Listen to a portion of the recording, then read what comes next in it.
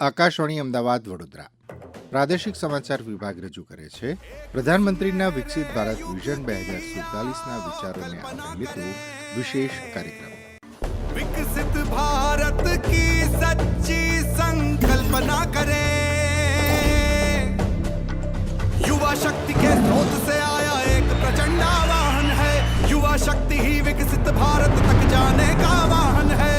आज युवाओं के सपनों का थामा उसने दामन है।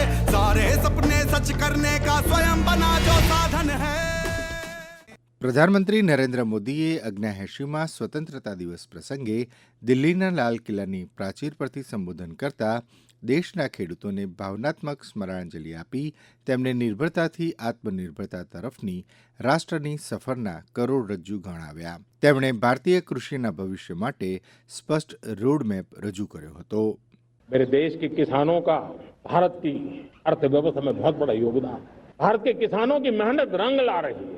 पिछले साल अनाज के उत्पादन में मेरे देश के किसानों ने के पुराने सारे विक्रम तोड़ दिए। ये सामर्थ्य है मेरे देश का। इतनी ही जमीन, लेकिन व्यवस्थाएं बदली, पानी पहुंचने लगा, अच्छे सीड्स मिलने लगे, किसानों को अच्छी सुविधाएं मिलने लगी, तो वो अपना सामर्थ्य देश के लिए बढ़ा रहा है।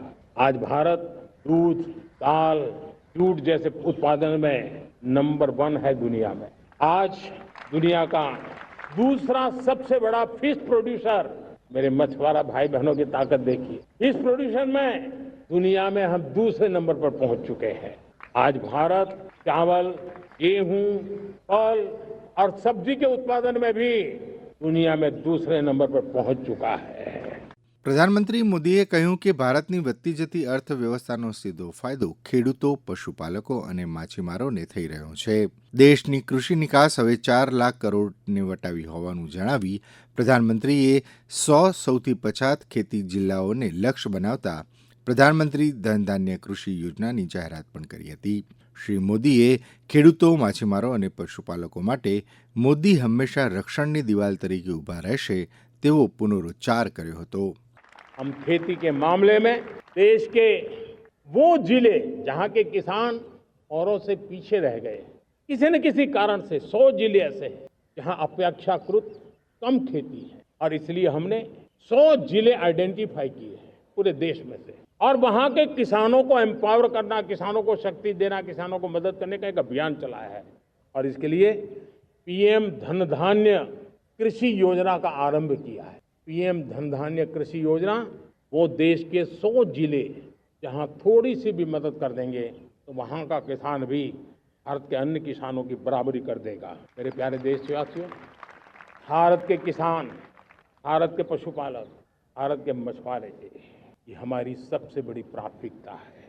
भारत के किसान, भारत के मछुआरे, भारत के पशुपालक, उनसे जुड़ी किसी भी अहितकारी नीति के आगे मोदी दीवार बन के खड़ा है. भारत अपने किसानों, अपने पशुपालकों, अपने मछुआरों के संबंध में कभी भी कोई समझौता नहीं स्वीकार करेगा. શ્રી મોદીએ કહ્યું હતું કે ઓપરેશન સિંદૂર પહેલગામમાં થયેલા આતંકી હુમલાના આક્રોશની અભિવ્યક્તિ છે. इस अपील को पहलगाम में सीमा पार से आतंकियों ने आकर के जिस प्रकार का कत्ले आम किया, धर्म पूछ करके लोगों को मारा गया, पूरा हिंदुस्तान आक्रोश से भरा हुआ था. पूरा विश्व भी इस प्रकार से संहार से चौंक गया था. ऑपरेशन सिंदूर उसी आक्रोश की अभिव्यक्ति है. केसरिया रंग है क्या? ये रंग मेरी शक्ति का है, ये रंग मेरी ताकत का है, ये रंग देश के माथे पे सजा. तिरंगा हर घर तिरंगा. પ્રધાનમંત્રીએ કહ્યું કે દેશવાસીઓ હવે સમજી ગયા છે કે સિંધુ જળ સંધિ અન્યાયી હતી. તેમણે કહ્યું કે ભારત હવે પરમાણુ હુમલાના ભયને સહન કરશે નહીં. अब भारत ने तय कर लिया है कि न्यूक्लियर की धमकियों को अब हम सहने वाले नहीं हैं. न्यूक्लियर ब्लैकमेल लंबे अरसे से चलाया, अब ब्लैकमेल नहीं सहा जाएगा। आगे भी अगर दुश्मनों ने ये कोशिश जारी रखी, हमारी सेना तय करेगी। सेना की शर्तों पर, सेना जो समय निर्धारित करे उस समय पर अब हम અમલ में ला करके रहने वाले हैं।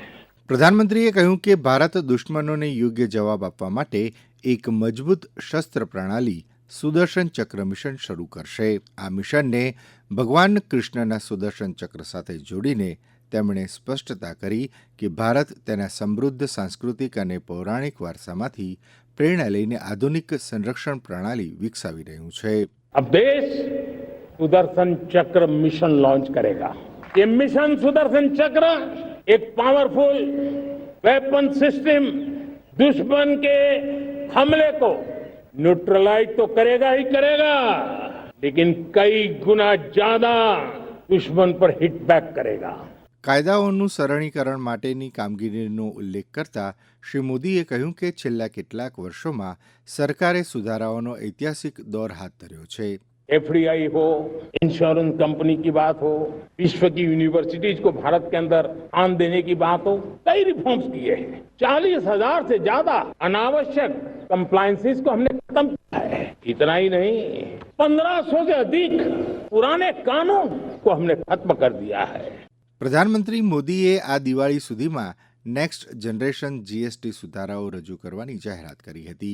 આ સુધારાનો હેતુ દૈનિક ઉપયોગની વસ્તુઓ પરના કર ઘટાડવાનો છે.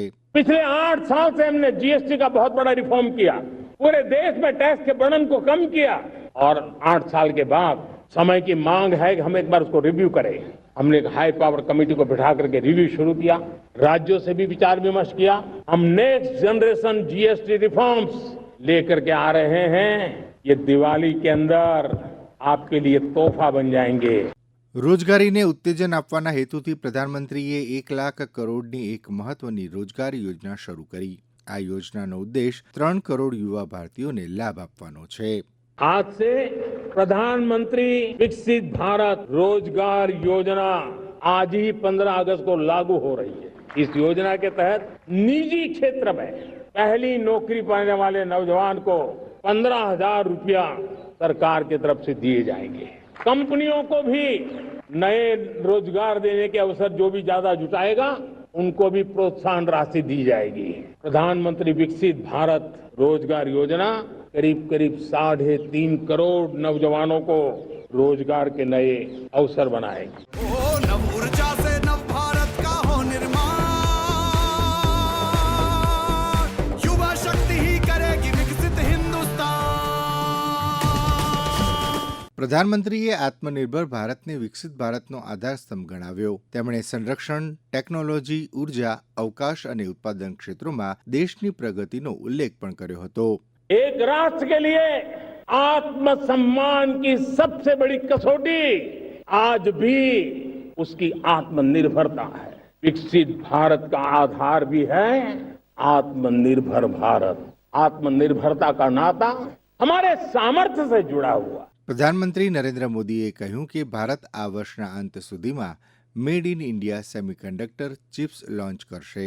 6 अलग अलग सेमीकंडक्टर के यूनिट्स जमीन पर उतर रहे हैं। 4 नए यूनिट्स को हमने ऑलरेडी ग्रीन सिग्नल दे दिया है। और देशवासियों और मेरे खास करके नौजवानों और विश्व भर में भारत की टेक्नोलॉजी की ताकत को समझने वाले लोगों को भी कहना चाहूंगा, इसी वर्ष के अंत तक मेड इन इंडिया भारत की बनी हुई, भारत में बनी हुई, भारत के लोगों द्वारा बनी हुई मेड इन इंडिया चिप्स बाजार में आ जाएगी.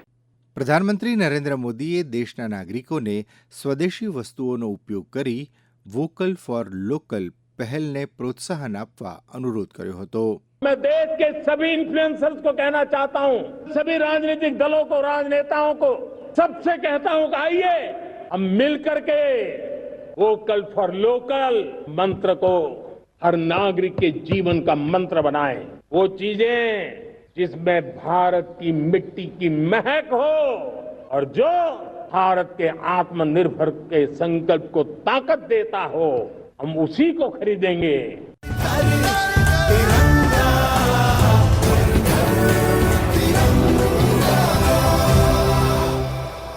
હમણાં જ આપ પ્રાદેશિક સમાચાર વિભાગ દ્વારા પ્રસ્તુત પ્રધાનમંત્રીના વિકસિત ભારત વિઝન 2047ના વિચારોને આવરી લેતો વિશેષ કાર્યક્રમ સાંભળી રહ્યા હતા. લેખન, સંકલન અને રજૂઆત જયેશ વેગડા. પ્રસારણ આકાશવાણીના અમદાવાદ વડોદરા કેન્દ્ર પરથી કરવામાં આવ્યું.